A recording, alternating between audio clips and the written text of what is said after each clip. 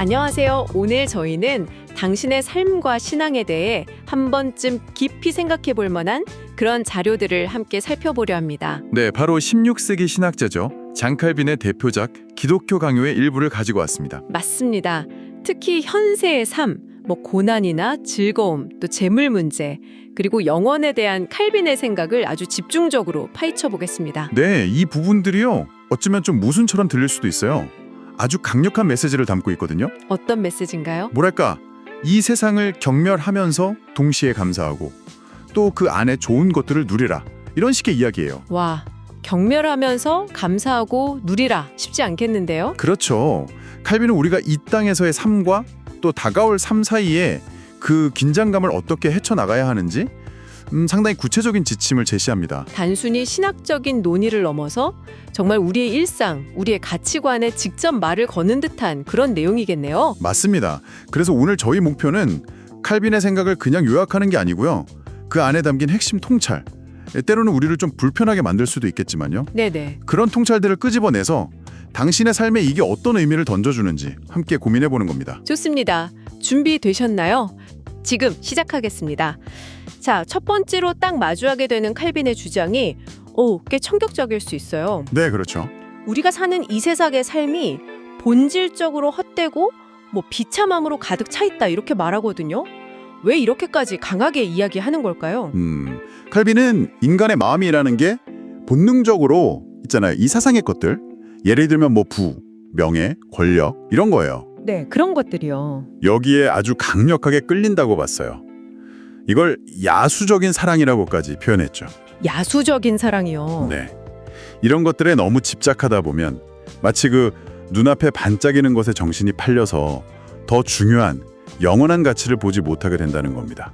그래서 우리가 겪는 여러 어려움들 있잖아요. 질병이라든지 경제적인 어려움, 아니면 관계의 갈등 같은 것들이요. 네네. 이런 것들이 사실은 하나님의 어떤 의도적인 장치일 수 있다 이렇게 보는 거군요. 맞습니다. 우리를 이 세상에 대한 집착에서 좀 벗어나게 하려는 일종의 훈련이라고 본 거죠. 훈련이요. 네, 그는 이걸 십자가의 훈련이라고 불렀습니다. 이런 고난들이 우리에게 이 세상의 삶이 얼마나 불안정하고 또 일시적인지를 계속 상기시켜 준다는 거예요. 아하. 마치 여기가 영원한 집이 아니라는 걸 계속 알려주는 신호처럼요. 그래서 자연스럽게 우리의 시선이 더 견고하고 영원한 것, 즉 하늘의 소망으로 향하게 된다는 설명이죠. 흥미로운 관점이네요. 사실 인생은 안개와 같다 이런 말은 많이 듣지만 평소에는 잘 와닿지 않잖아요. 그렇죠. 잘 잊어버리죠. 네, 칼빈은 마치 그 장례식장에서 잠깐 삶의 덧없음을 생각하다가도 돌아서면 금세 잊어버리고 맞아요. 마치 영원히 살 것처럼 행동하는 우리 모습을 딱 꼬집는 것 같아요. 죽음 앞에서만 잠시 철학자가 되는 거죠. 하지만 여기서 칼빈의 논의가 그냥 단순한 세상 비관론으로 끝나지 않습니다. 바로 여기가 아주 핵심적인 균형점인데요. 그래요? 그는 이 세상의 헛됨을 그렇게나 강조하면서도 동시에 이 삶 자체가 하나님의 귀한 선물이고 축복이다라고 단언합니다. 이 두 가지가 어떻게 같이 갈 수 있죠? 정말 쉽지 않은 줄타기 같은데요. 바로 그 긴장감이 칼빈 신학의 아주 중요한 특징입니다. 그는 우리가 이 땅에서 경험하는 모든 좋은 것들 있잖아요. 예를 들어 자연의 아름다움, 맛있는 음식, 따뜻한 관계, 네, 그런 것들이요. 이런 것들 속에서 하나님의 은총을 발견하고 감사해야 한다고 말합니다. 이 삶은 비록 불완전하지만 다가올 영원한 영광을 미리 맛보고 준비하는 과정이라는 거죠. 그러니까 경멸해야 할 것은 세상 그 자체가 아니라 세상에 대한 우리의 맹목적인 집착인 셈입니다. 아하, 그렇군요. 세상을 미워하라는 게 아니었네요. 세상의 마음을 빼앗기지 말라는 경고였군요. 네, 바로 그거죠. 그러면서도 그 안에서 감사의 이유를 적극적으로 찾으라. 당신은 이 미묘한 균형을 어떻게 생각하세요? 일상에서 이 두 가지 시선을 계속 유지하는 게 가능할까요? 자, 그럼 이 세상에 대한 집착에서 벗어나야 한다는 생각은 자연스럽게 다음 질문으로 이어지는데요. 네. 그렇다면 우리의 진짜 소망은 어디에 두어야 하는가? 칼빈은 여기서 아주 강력한 이미지들을 사용합니다. 우리의 관점을 완전히 뒤집으려고 하는 것 같아요. 네, 그렇죠. 그는 이렇게 묻습니다.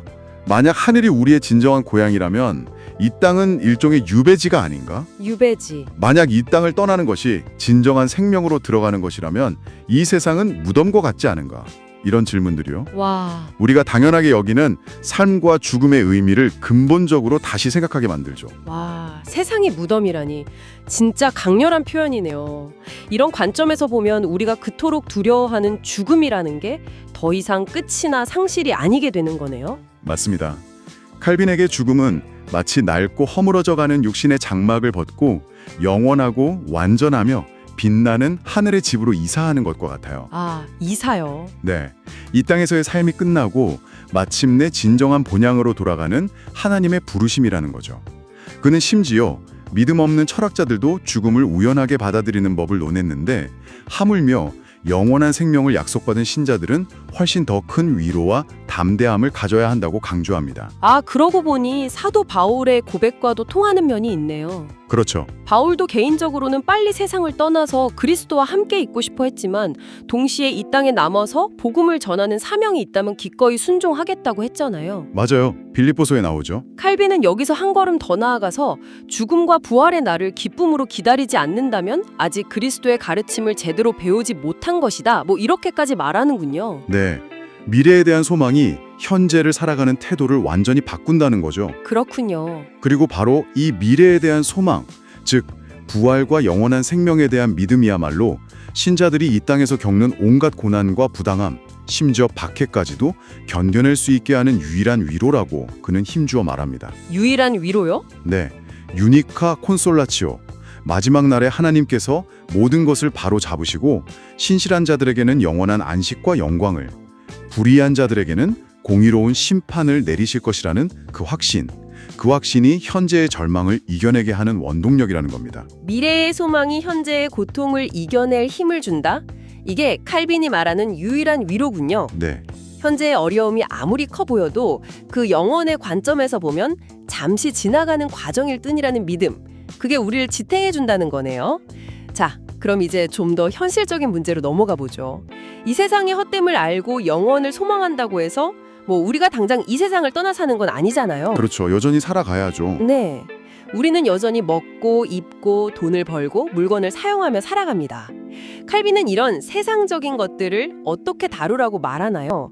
이것도 참 양극단으로 치우치기 쉬운 문제 같은데요. 맞습니다. 칼빈 당시에도 어떤 사람들은 경건함을 추구한다면서 필요한 최소한의 것 외에는 모든 걸 죄악시하는 그런 극단적인 금욕주의로 흐르기도 했고요. 네네. 또 반대로 어떤 사람들은 자유를 외치면서 아무런 제한 없이 방탕하게 사는 경향도 있었죠. 칼빈은 이 두 가지 태도 모두 성경적이지 않다고 비판합니다. 그럼 칼빈이 제시하는 원칙은 뭔가요? 핵심은 하나님께서 이 모든 것을 만드신 본래 목적에 맞게 사용하라는 것입니다. 본래 목적이요? 네.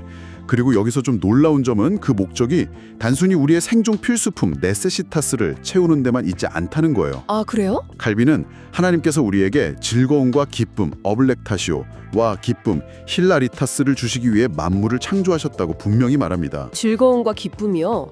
뭔가 칼빈의 이미지와는 조금 다른 느낌인데요. 그렇죠. 그는 음식은 배고픔을 채울 뿐 아니라 즐거움을 위해, 옷은 몸을 가릴 뿐 아니라 단정함과 품위를 위해 주어졌다고 설명해요. 네. 식물은 유용함 뿐 아니라 아름다움과 향기를 위해 주어졌다. 심지어 시편을 인용하면서 사람의 마음을 기쁘게 하는 포도주나 얼굴을 윤택하게 하는 기름처럼 하나님이 우리에게 기쁨을 주시려는 의도를 강조합니다.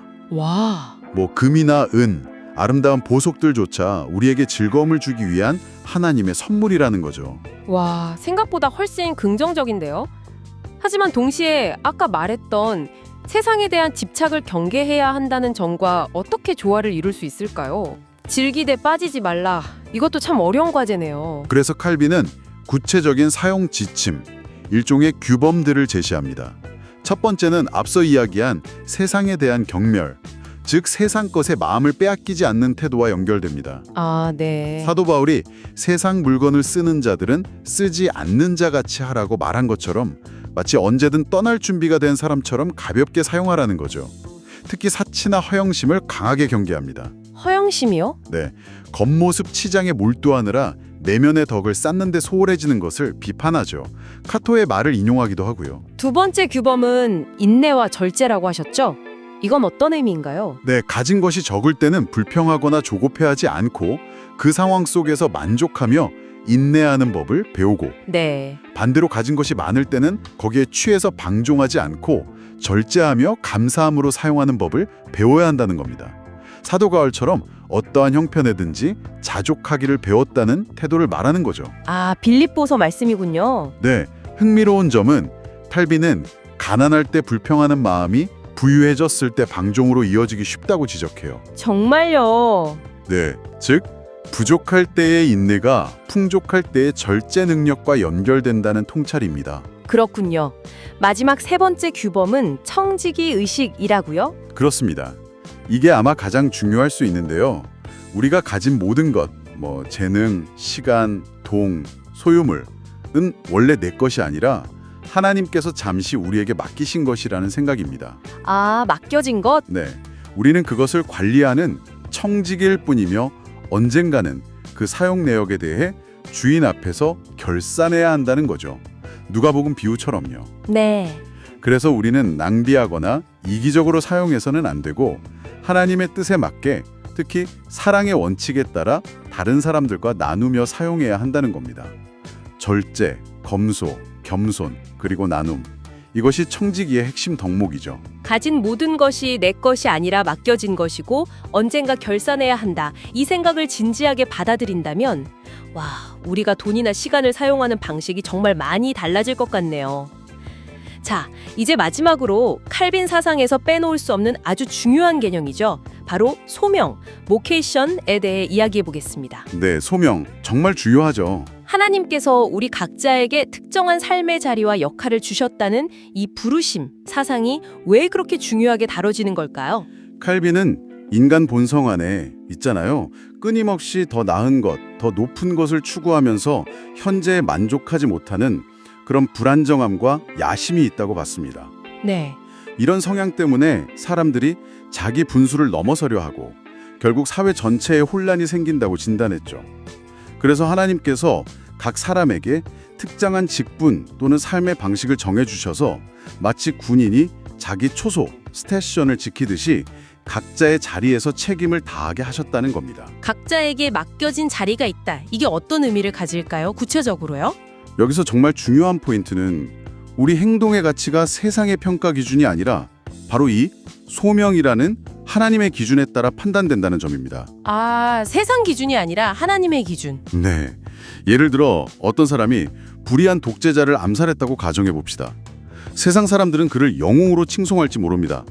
하지만 만약 그것이 하나님께서 그에게 주신 역할, 즉 소명이 아니라 개인적인 판단이나 야심에 따른 행동이었다면 하나님 앞에서는 정당화될 수 없다는 것이 칼빈의 생각입니다. 와. 모든 행위는 하나님이 맡기신 역할 안에서 이루어져야 한다는 거죠. 와, 그렇다면 반대로 세상이 보기에는 아주 평범하고 심지어 좀 하찮아 보이는 일이라도 그것이 하나님께서 나에게 맡기신 소명이라면 그 가치가 완전히 달라질 수 있다는 거네요. 바로 그 점입니다. 그게 칼빈이 소명론을 통해 주고자 했던 가장 큰 위로예요. 위로요? 네. 그는 이렇게 말합니다. 당신이 당신의 소명에 순종한다면 그 일이 아무리 세상적으로 거칠고 천하게 보일지라도 하나님 앞에서는 그 무엇과도 비교할 수 없이 빛나고 귀하게 여겨질 것이다. 와. 왕이나 관리의 역할뿐만 아니라 가정을 돌보는 일, 밭을 가는 농부의 일, 구두를 만드는 장인의 일, 모두가 하나님께서 맡기신 소명이라면 동등하게 가치 있다는 겁니다. 이 생각은 정말 혁명적인데요.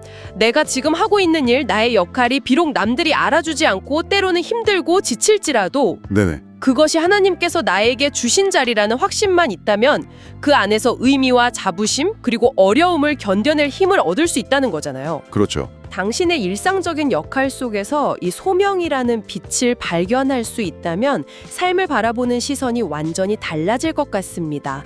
정말 놀라운데요.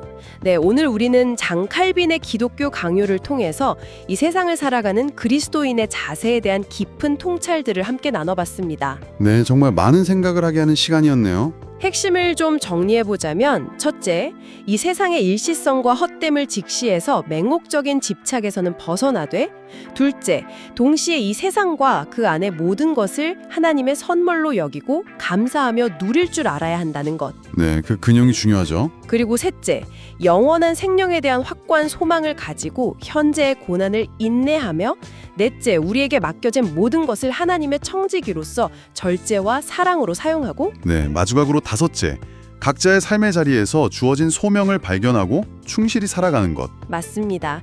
이것이 칼빈이 제시하는 균형 잡힌 삶의 모습이라고 할 수 있겠습니다. 오늘 나눈 이야기들이 단순히 어떤 지적인 정보를 넘어서 당신의 삶을 좀 돌아보고 성찰하는 그런 계기가 되었기를 바랍니다. 네. 칼빈의 생각은 때로는 좀 도전적이고 불편하게 느껴질 수도 있지만 그만큼 우리를 깊은 고민으로 이끌죠. 마지막으로 당신에게 이 질문을 던지며 마무리하고 싶습니다. 네, 어떤 질문인가요? 당신의 삶에서 하나님께서 당신에게 맡기신 소명은 무엇이라고 생각하시나요? 그게 꼭 직업이 아닐 수도 있어요. 가정에서의 역할일 수도 있고 혹은 어떤 봉사나 관계 속에서의 모습일 수도 있습니다. 아, 나의 소명. 그리고 또 하나는 당신이 누리는 세상의 좋은 것들을 단지 필요를 넘어서 즐거움과 감사 그리고 나눔의 관점에서 어떻게 더 풍성하게 사용하고 나눌 수 있을까요? 와, 정말 중요한 질문들이네요. 이 질문들에 대한 당신만의 답을 찾아가는 여정이 오늘 우리가 함께 탐구한 내용들을 당신의 삶 속에 살아 숨쉬게 하는 그런 의미 있는 과정이 되기를 기대합니다. 네, 다음 시간에 더 흥미로운 내용으로 다시 찾아뵙겠습니다. 들어주셔서 감사합니다.